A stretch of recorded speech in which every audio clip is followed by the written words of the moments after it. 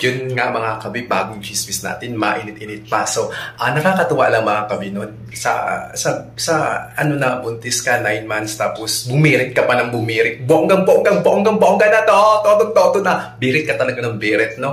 Yung parang iniisip na lang sa future ng anak mo. And of course, iniisip mo rin yung maliit ka pa, season 1, tapos nangarap ka na manalo at hindi ina-outlaw, tapos huminto ka, nagpahinga ka, nag-asawa, tapos nabuntis, tapos 9 months, tapos bumirit ka ng tudong-tudo mga kahabibi. So, nakaka-inspire talaga. Akalain mong $1 million. And of course, I'm so happy para kay Jessica Sanchez kasi hindi siya huminto ng pangarap. So, yun yung ina-advise ko mga ka-OFW ko na huwag tayong humunting mangarap.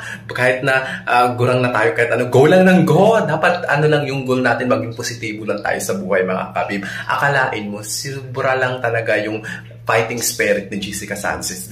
Mga kahabibi, nakaka-proud talaga ito si Jessica Sanchez. No, akalain mo season 1, hindi siya pinalad at yun, nag-asawa at nabuntis and 9 months na mga kabi.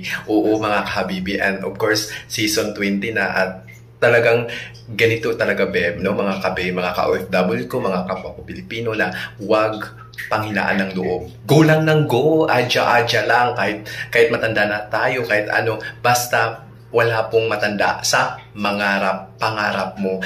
Word heart lang be, kailangan talaga wag panghinaan ng loob. So ito, nanalo po siya at yung winner na si Jessica Sanchez, half Filipina, half American and Spanish, parang ganun mga kabe, Spanish bred. So yun nga mga kabe, Mexican yata, like hindi ako nagkakamali, half Mexican.